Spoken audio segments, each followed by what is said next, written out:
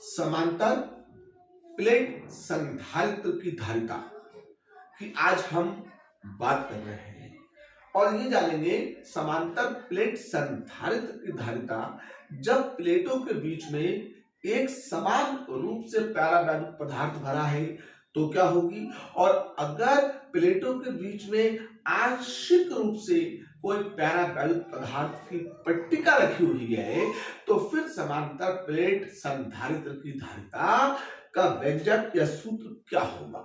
तो देखिए मैं शुरू करता हूं कि समांतर प्लेट संधारित्र की धारिता। तो आपको इसके लिए जरा सा काम क्या करना है कि आपको चैनल को जाकर के सब्सक्राइब करना है, वीडियो अच्छी लगे तो उसे लाइक और साथ ही साथ अपने दोस्तों को शेयर भी करना है। तो मैं वंदे भारत सीरीज के अंतर्गत 2025 की जो बोर्ड की भौतिक विज्ञान की परीक्षा में समांतर प्लेट संधारित्र की धारिता का जो सूत्र आएगा उसके व्यंजक को किस तरीके से सरल और आसान तरीके से सिद्ध करेंगे उसको आपको सीखना है। तो वीडियो को स्किप ना कीजिएगा और अंत तक आप देखते रहिएगा तो आपको समझ में आ जाएगा कि समांतर प्लेट संधारित्र की धारिता का व्यंजक कितना आसान और सरल है। देखिए मैंने क्या किया है, ठीक है, समांतर प्लेट संधारित्र की धारिता के लिए मैंने, ठीक है, आपका बोर्ड पर इस तरह से दो समांतर प्लेटों को लिया है। ये आ गई दो समांतर प्लेटें, जिस तरह से मेरे ये आपके सामने दो हाथ के जो पंजे हैं एक बराबर है क्षेत्रफल में और साथ ही साथ ये अब मैंने एक दूसरे के समांतर कर दिए, यानी कि ऊपर से नीचे तक और बीच में हर एक जगह पर इनके बीच की डिस्टेंस कैसी होनी चाहिए, बराबर होनी चाहिए। तो ये क्या कहलाएंगे, समांतर प्लेटें कहलाएंगी। अब मैं क्या करता हूं, इसमें से करना क्या होता है आपको, ठीक है, इनको आपको एक प्लेट को, ठीक है, धन आवेशित करना है प्लस क्यू क्वांटिटी से। तो दिया गया आवेश इस प्लेट पर आपका फैल जाएगा। अब इस धनावेश के प्रेरण से संधारित्र की दूसरी प्लेट उतनी ही ऋण आवेशित हो जाएगी जितना कि पहली वाली प्लेट क्या है, धनावेशित है, ठीक है। और फिर दूसरी वाली प्लेट को संधारित्र को स्टार्ट करने के लिए, तो संधारित्र को स्टार्ट करने के लिए आपको क्या करना है, दूसरी वाली प्लेट को कनेक्ट टू अर्थ यानी कि भूमि से जोड़ देना है। अब प्लेटें हैं, जैसे मेरा ये हाथ है तो इसके पास अगर ये कहीं पर जाएगा तो अपने लिए जगह घेरेगा नहीं घेरेगा, तो जो जगह घेरेगा उसके पास क्षेत्रफल होगा, तो दोनों प्लेटों के पास क्षेत्रफल होगा और क्षेत्रफल होने के साथ साथ इनके बीच में, ठीक है, प्लेटों की दूरी डिस्टेंस होगी जो समांतर प्लेटों के बीच की दूरी है।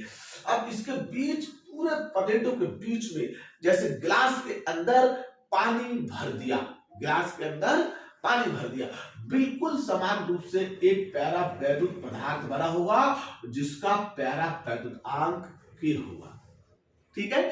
तो पिछली वीडियो में बता चुका हूं कि अब जब प्लेट को आवेशित करते हैं तो प्लेट पर आवेश का पृष्ठ घनत्व आ जाता है। तो आप, ठीक है, कहां से बात शुरू करेंगे, अगर दो प्लेटें समान आकार की यानी कि उनके क्षेत्रफल समान हो, एक दूसरे के समांतर हो और साथ ही साथ समान रूप से आवेशित हो परंतु प्रकृति में विपरीत हो, तो प्लेटों के बीच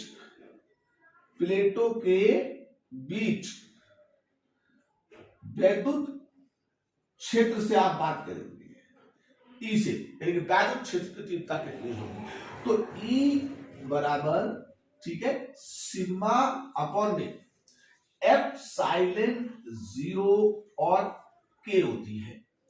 लेकिन हम आपको बताना चाहेंगे कि सिग्मा जो होता है वो आवेश का पृष्ठ घनत्व होता है, ठीक है।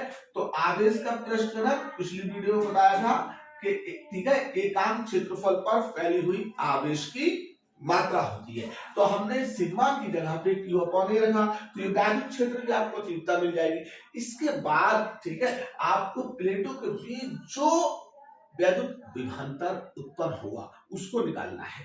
तो इधर देखिए भाई, ठीक है, विभव V, विभवांतर V और वैद्युत क्षेत्र E तथा दूरी D में एक संबंध होता है। उस संबंध को आपको जानना है, वो V बराबर E इंटू डी होता है। आप इस E का मान उठाए और यहां पर रख दीजिएगा।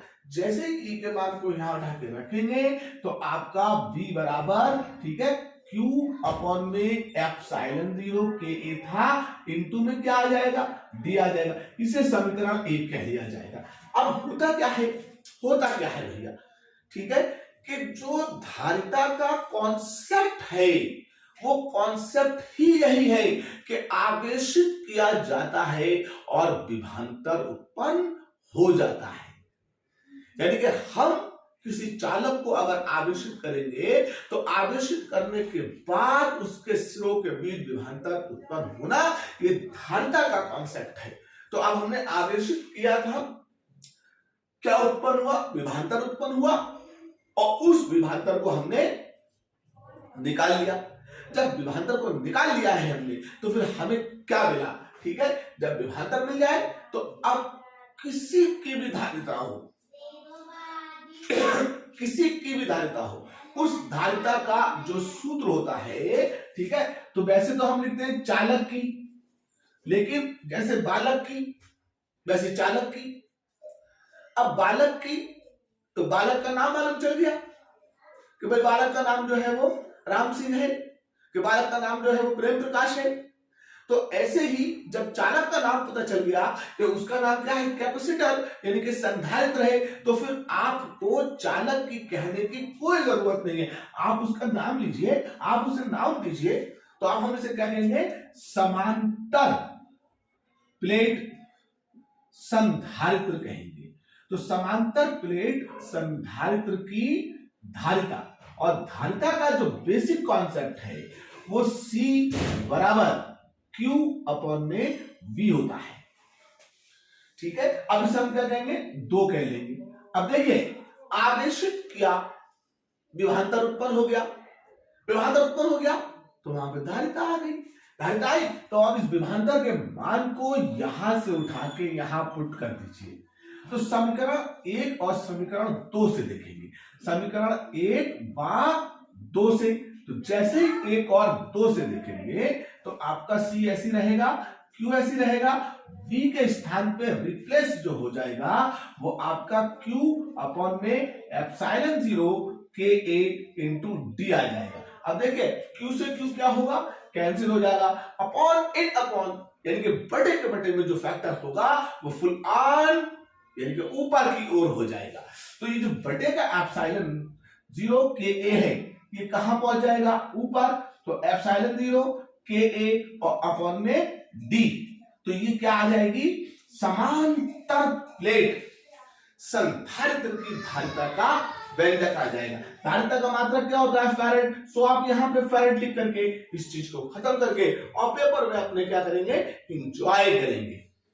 तो इस समांतर प्लेट संधारित्र की धारिता का व्यंजक है किस कंडीशन में, इन केस जब उसकी प्लेटों के बीच में बिल्कुल एक समान रूप से कोई वैद्युत पदार्थ भरा हुआ होगा। अच्छा देखिए, ठीक, अगर वो आपसे ये कहता है उस समांतर प्लेट संधारित्र की धारिता ज्ञात कीजिए जिसकी प्लेटों के बीच में एक समान रूप से वायु भरी है, यानी कि प्लेटों के बीच में किसी भी प्रकार का कोई पैरावैद्युत पदार्थ नहीं भरा हुआ है।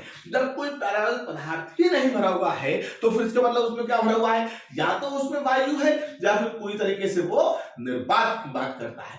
वायु या निर्वात के लिए पैरावैद्युत आंक का मान अगर वो कहता है तो वायु तथा निर्वात के लिए पैरावैद्युत आंक का मान कितना होता है, ठीक है, K का मान 1 होता है। तो उस केस में समांतर प्लेट संधारित्र की धारिता का जो सूत्र आएगा तो एप्सिलॉन 0 K की जगह पे 1 से मल्टीपल, ठीक है, कोई फर्क नहीं पड़ता, तो एप्सिलॉन 0 K अपॉन में D आ जाएगा। इसे उठाएंगे और बॉक्स में बंद करके फेरेड लिख के रिलैक्स हो जाएंगे। तो आपने क्या सीखा कि अगर कोई समांतर प्लेट संधारित रहे और उसकी प्लेटों के बीच में एक समान रूप से कोई पैराबोलिक पदार्थ भरा हुआ है जिसका कि पैराबोलिक आंक के है, तो उस वक्त में उस समांतर प्लेट संधारित्र की धारिता का व्यंजक C बराबर एप्सिलॉन 0 K अपॉन में D होगा। और अगर प्लेटों को खाली कर दिया जाए और प्लेटों के बीच में एक समान रूप से वायु भर दी जाए तो फिर समांतर प्लेट संधारित्र की धारिता का सूत्र C बराबर एप्सिलॉन 0 A अपॉन में D होगा। तो आपने यहाँ पे क्या सीखा है, समांतर प्लेट संधारित्र की धारिता के व्यंजक को सीखा है। अब आगे बढ़ते हैं और अब हम क्या करेंगे, करता हूं ये आपने व्यंजक सीख लिया होगा। अगर सीख लिया है तो आप एक बार फिर से आपसे रिक्वेस्ट करता हूं वीडियो को सब्सक्राइब कीजिए, लाइक कीजिए, अपने दोस्तों को शेयर कीजिए। तब तक के लिए वंदे भारत सीरीज का एक सवाल आप तैयार कीजिए। मैं अगले वीडियो की तरफ जाता हूं, अलविदा लेता हूं आपसे। वंदे भारत, वंदे मातरम कह के वंदे भारत सीरीज के इस सवाल की तैयारी कीजिए। जय हिंद, जय भारत।